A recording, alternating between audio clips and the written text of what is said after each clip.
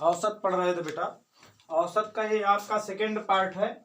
Second part में हम लोग बात करें कुछ बेसिक टॉपिक पे।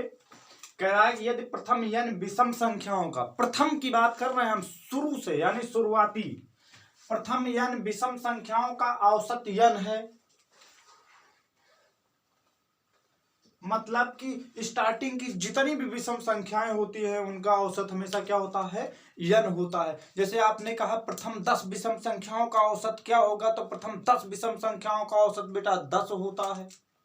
क्या होता है, 10 होता है। Like this. अब विषम संख्याएं कौन कौन सी होती हैं, तो कुछ लोगों को तो यही नहीं पता कि कौन कौन सी संख्याएं जो विषम संख्या होती है, कौन कौन सी संख्याएं जो सम संख्या होती हैं।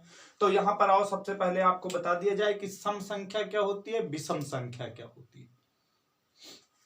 तो देखो 0, 2, 4, 6, 8 ये नंबर और ये नंबर जिस संख्या के लास्ट में हो वो सारी सम संख्या, अब बाकी जितनी बची सारी की सारी विषम संख्या। तो विषम संख्या कौन कौन सी हो जाएगी आपकी, 1 हो जाएगी, 3 हो जाएगी, 5 हो जाएगी, 7 हो जाएगी, 9 हो जाएगी, 11 हो जाएगी, 13 हो जाएगी, 15 हो जाएगी, डॉट डॉट डॉट डॉट। ये सब क्या है आपकी विषम संख्या। ये आपकी है सम संख्या, ये आपकी है विषम संख्या। हमने कहा प्रथम यन विषम संख्याओं का औसत बेटा यन होता है।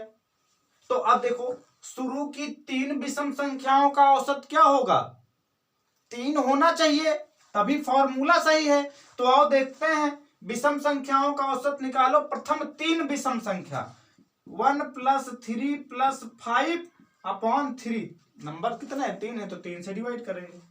3 1 4, 5 4 9, 9/3, 3 3 9, 3 आया कि नहीं आया। तो प्रथम यन विषम संख्याओं का औसत बेटा हमेशा कितना होता है, याद रखना यन ही होता है। क्या होता है, यन ही होता है। चलिए दूसरा देखो बेटा, कह रहा है कि यदि किसी संख्या यम के प्रथम यन गुणजों का औसत, किसी संख्या यम के, कोई संख्या है यम, उसके प्रथम यन गुणजों का औसत बेटा क्या होगा, ये होगा। ठीक है, नहीं समझे। जैसे 10 है, 10 के प्रथम यन गुणज, यन गुणज का हम बोल दे कि भैया 5 गुणज, 10 के प्रथम 5 गुणज। तो 10 के प्रथम 5 गुणज, क्या कहा हमने, 5 गुणज। तो 5 गुणज मतलब ये 5 क्या हो गया, यन की वैल्यू हो गई ना। अब यन आपको 5 पता चल गया, आपको इसका, इनके 5 गुणजों का औसत निकालना है। तो औसत निकालने के लिए क्या करोगे भाई, यम यानी 10, ब्रैकेट के अंदर 5 + 1 अपॉन में 2, 5 जा, 5 और 6 5 जा 30, कितना हो जाएगा, 30 हो जाएगा। औसत कितना हो जाएगा, 30 हो जाएगा। 10 के प्रथम 5 गुणज मतलब 10, 20, 30, 40, 50, बस इतने हैं।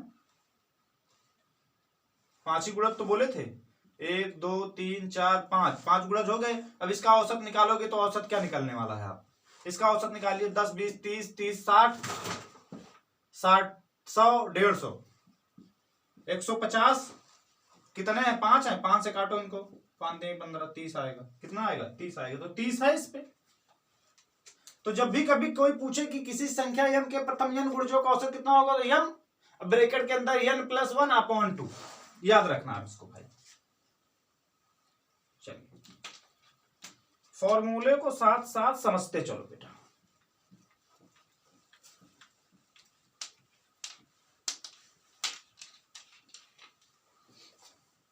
हाँ, एक लास्ट बेटा फॉर्मूला है आपका, रूल है कि जब किसी राशि के नई राशि से, जब किसी नई राशि को, या फिर जब किसी राशि को किसी नई राशि से प्रतिस्थापित किया जाता है तो समूह के औसत में प्रतिशत वृद्धि या कमी होती है।